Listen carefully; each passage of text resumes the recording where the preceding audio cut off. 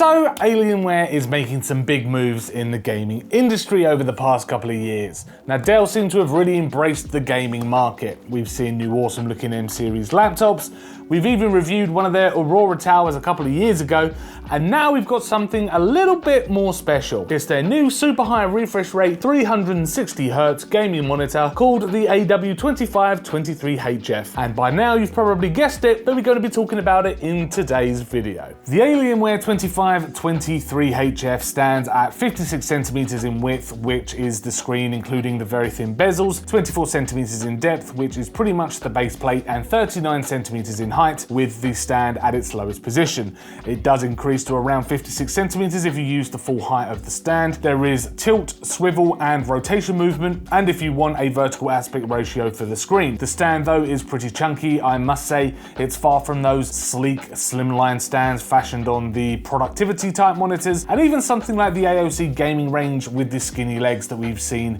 in the past. The stem is fat, it's covered in a gunmetal grey type plastic though. Alienware do call it their dark side of the moon colour scheme, and has the Alienware branding down the side. There is a cable management hole so you can feed your cables through the stand to keep them looking neat and hidden on the desk. The base plate is flat, covered in some kind of plastic housing to give it that gunmetal finish again, and it feels pretty weighty. The monitor barely moved when nudging it around, which is a great sign for build quality, and the base plate measures at 23 centimeters wide and just under 30 centimeters in depth, so it's not the smallest surface area for your desk. The rear of the monitor is a bit of a chunk as well. There's no slimline design here, but it's not too much of an issue if you're going to be keeping it on the stand. If you're wanting to wall mount it though, do be prepared for it to stick out a little bit. The back again has some Alienware branding as well as the model number that looks like something you'd find on an Area 51 hangar door. It's all pretty tasteful though. There's no garish RGB here or anything in your face and ugly. It's all grey with some glossy bits on the back that you'll never see anyway. There is the Alienware logo across the front of the monitor at the bottom, which is nice to see. It's one of those things that's nice because it makes it a bit of a show-off piece for your friends when they come round and they're like, oh, you got an Alienware monitor, you must be posh. The bezels surrounding the screen are nice and small, well under a centimeter in width, which is nice to see, and overall it's a tasteful looking 25-inch monitor. The screen has been dubbed a fast IPS panel, which I suppose is true in a way. It's IPS, which means that color reproduction can look nice and rich, and it can hit an extremely decent refresh rate of 360Hz, which is its main selling point. It has a max resolution of 1920 by 1080, which in this day and age is pretty low for a PC gaming monitor, but more than enough for those of you wanting to play your typical eSports titles. It has a refresh rate of 360Hz, which is where the fast tag comes in for Dell's panel. Now you must though use the screen with a DisplayPort 1.4 cable to have any chance of hitting that refresh rate. Now did I hit 360Hz? No chance. I use a 3070 Founders Edition in my gaming rig, and even when playing some Cult of the Lamb or Valorant, turned down to literally the lowest possible graphical quality settings, I was still only able to hit around the 200 FPS mark. Now more on that in a moment though, as we have to talk about game compatibility. The Alienware panel can peak at around 250Hz when used with an HDMI cable, which is perfect for console gamers, and there's even games console modes that you can turn on in the menu as well. Now it does support HDMI 2.0, and if you're wondering why there's no HDMI 2.1, it doesn't need it. It's a 1080p monitor after all, so you'll be gaining all the benefits of higher refresh rates anyway from PCs or even consoles. And to be honest with you though, this almost feels like the type of monitor that's heavily aimed at the esports market. It doesn't feel like it's for your PC enthusiast who wants to run something like Red Dead Redemption 2 at its maximum settings. It's for running the lowest of resolutions to gain as much FPS as possible thanks to its 360Hz refresh rate and low 0.5 millisecond grey-to-grey pixel response time.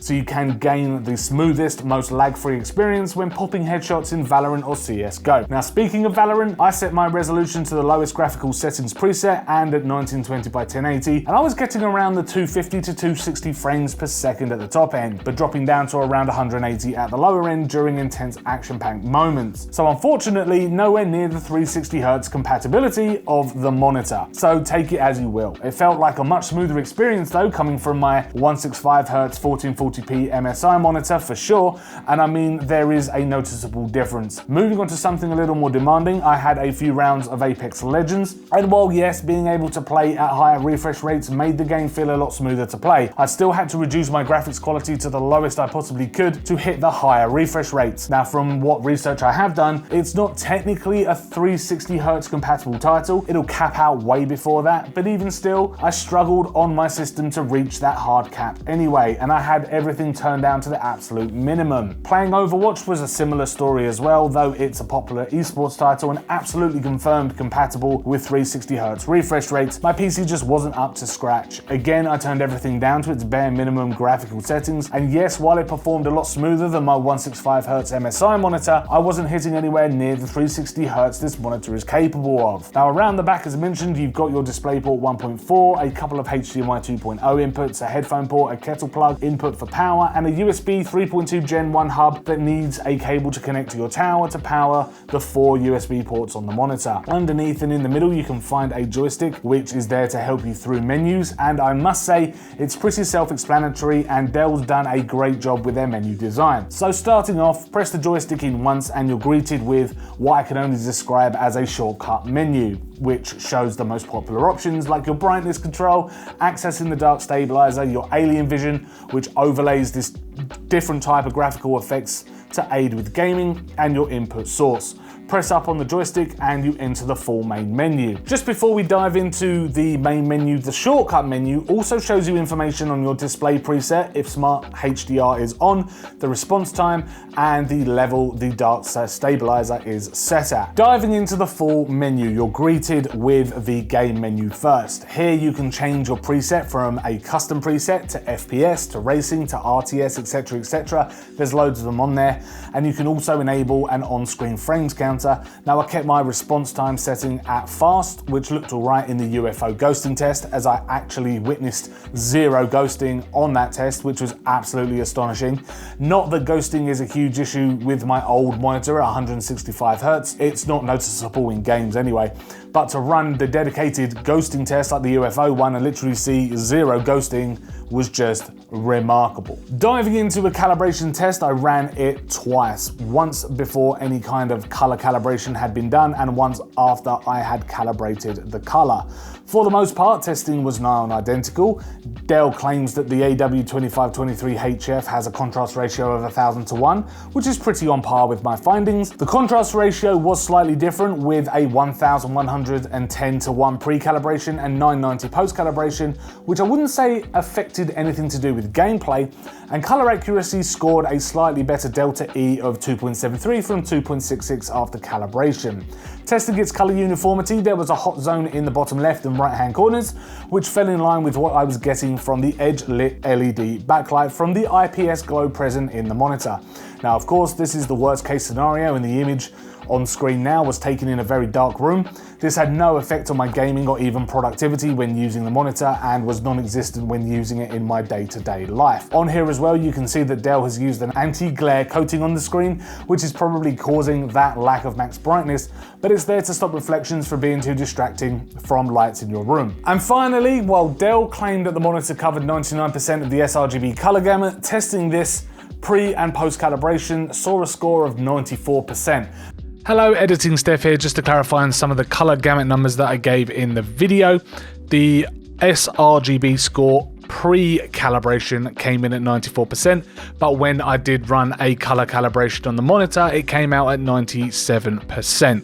The Adobe RGB score came in at 78%, 78% of the P3 color gamut as well, and 73% of the NTSC color gamut. All in all, not a bad score, but there are definitely better monitors out there for color accuracy. Now there is 400 nits of peak brightness, which isn't too bad, not enough for HDR gaming by any stretch, though this is an option that you can turn on, but more than enough to get you through a game of Valorant. I was a little disappointed in this area, unfortunately, and I'm someone who does prefer a much punchier monitor when it comes to brightness, even if it means losing out on some color accuracy. I do have an issue though though with all of this. While 360Hz refresh rates are nice in certain gaming scenarios, they're not game-changing yet.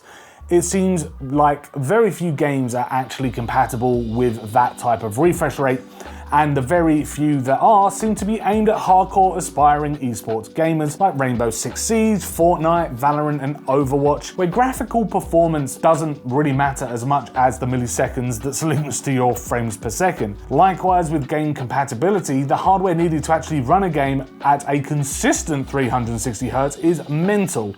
Now, I don't think my PC is too bad at all. I'm rocking a Ryzen 7 3800X processor, 32GB of RAM, a 3070 Founders Edition, and I would say that it chews up most games that I throw at it with decent frame rates at 1440p. Cyberpunk, as an example, wasn't an issue for me, if you know what I mean. I just can't help but think that these fantastic super high refresh rate monitors are just a tad too early for the market. How many people have brand new processors paired with 3090 Ti's in their system? I can guess not many. But while my time with the Alienware AW2523HF gaming monitor was great, and I love this thing being on my desk and experiencing high refresh gaming, I don't think I'm going to be moving away from 1440p back to 1080p to take advantage of that. I'm too much of a casual gamer and I prefer my games to look nice and shiny. But if you're someone who has a beefy machine and religiously plays Valorant and Overwatch and Fortnite, I couldn't think of a better monitor to go for right now. It will set you back £400 here in the UK, or that's at least what we've just paid for it anyway. So it's really probably one of the cheapest 360Hz monitors out there at the moment. Sure, 1080p is a bit old hat now for modern gaming, but of course, who's playing at 1440p or higher at 360Hz? No one. It's stylish and looks nice and modern on your desk, and most of all, being Alienware, it will make you feel a bit posh. Maybe.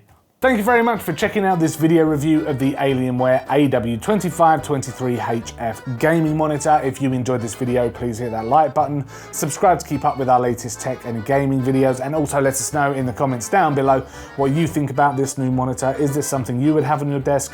Have you got the specification to be able to play consistent 360Hz refresh rate gaming? Let us know in the comments below what you think. As I say, thanks very much for watching, and we will see you in the next video.